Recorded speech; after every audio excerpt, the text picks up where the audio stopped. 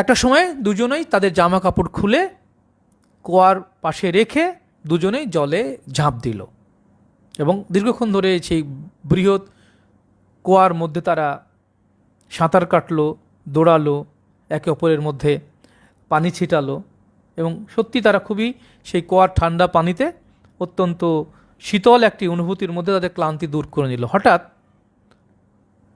সত্য কিছু না বলেই খুব দ্রুত মিথ্যা কুয়া থেকে উঠে গেল। সত্য মনে করলো সে হয়তো আবারও ঝাঁপ দেবে বা নেমে আসবে, কিন্তু দেখা গেল যে মিথ্যা সে যে উঠে গেল আর নামলো না